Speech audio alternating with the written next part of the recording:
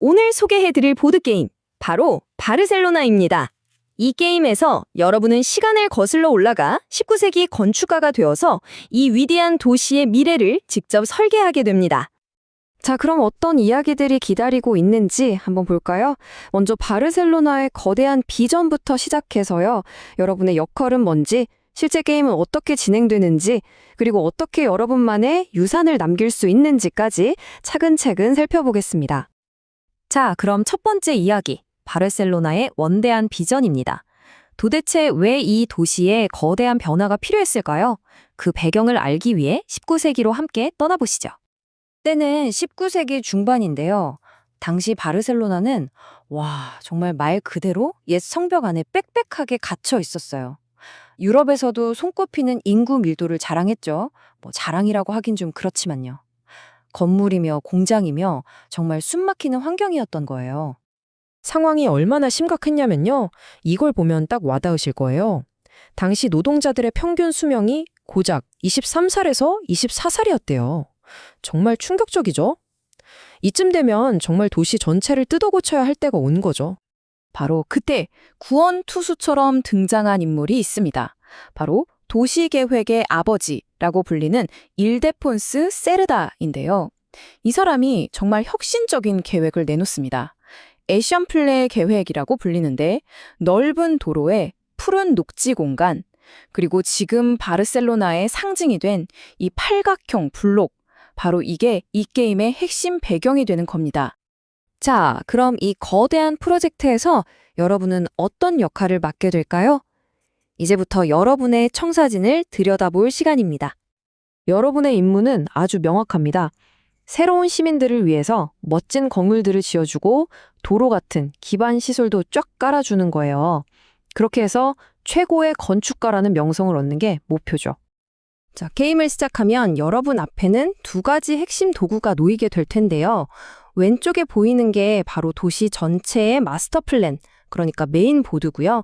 오른쪽은 여러분 각자가 펼쳐나갈 개인 설계도, 즉 플레이어 보드입니다. 이 게임의 재미있는 점이 바로 이거예요. 이 두 가지가 어떻게 연결되는지 보세요. 왼쪽에 있는 이 시민들을 도시에 맞이해서 그들을 위해 오른쪽에 보이는 이런 근사한 건물들을 지어주는 거, 이게 게임의 기본 흐름입니다. 정말 직관적이죠? 자, 그럼 실제로 도시를 어떻게 건설하는지 건축가의 하루 일과를 한번 따라가 볼까요? 한 턴이 어떻게 흘러가는지 보여드릴게요. 플레이어의 한 턴은 딱 3단계로 아주 간단해요. 첫째, 시민을 배치하고, 둘째, 여러 가지 중요한 행동들을 하고, 마지막으로 건물을 짓는 거죠. 정말 쉽죠? 자, 첫 번째 단계는 바로 이겁니다. 여기 도시 격자판에 비어있는 교차로가 보이죠? 여기에 새로운 시민 토큰 2개를 놓는 거예요. 이건 말하자면 새로운 주민들이 에션플레 지구로 이사 오는 걸 상징하는 거죠. 그런데 이 첫 단계가 정말 중요해요. 왜냐면 여러분이 시민을 어디에 놓느냐에 따라서 이번 턴에 할 수 있는 행동들이 완전히 달라지거든요. 그 교차로를 기준으로 가로줄, 세로줄에 있는 행동들을 할 수 있게 되는 거예요. 정말 신중하게 결정해야겠죠?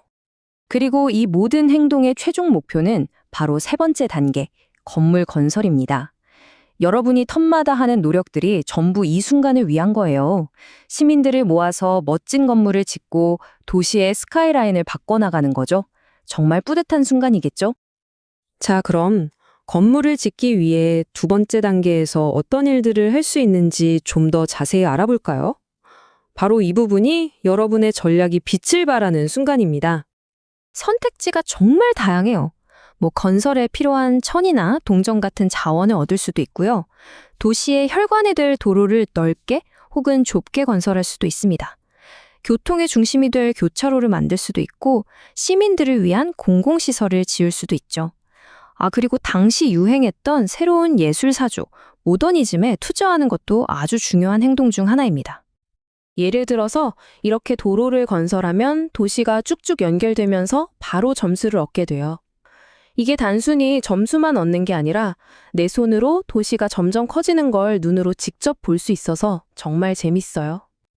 여기서 재미있는 역사 이야기 하나 해드릴까요? 이 독특한 팔각형 블럭이요. 그냥 시야를 넓히려고 만든 게 아니었대요. 이웃들끼리 자연스럽게 만나고 소통할 수 있는 광장 같은 공간을 만들어주기 위한 깊은 뜻이 있었다고 합니다. 게임하면서 이런 걸 생각하면 더 재밌겠죠? 그리고 단순히 건물만 짓는 게 아니라 발전과 예술 사이에서 균형을 잡는 것도 중요해요. 당시 유행했던 이 모데르니즘의 스타일에 투자해서 명성을 얻는 것도 아주 쏠쏠한 전략이 될 수 있습니다. 자, 이렇게 시민 배치, 행동, 건설 이 세 단계를 계속 반복하면서 도시를 채워나가게 됩니다. 그럼 이 모든 행동들이 결국 어떻게 점수로 이어져서 여러분의 유산이 되는 걸까요? 아주 간단합니다. 여러분이 짓는 모든 도로, 모든 건물, 모든 공공시설이 전부 다 최종 점수가 되는 거예요.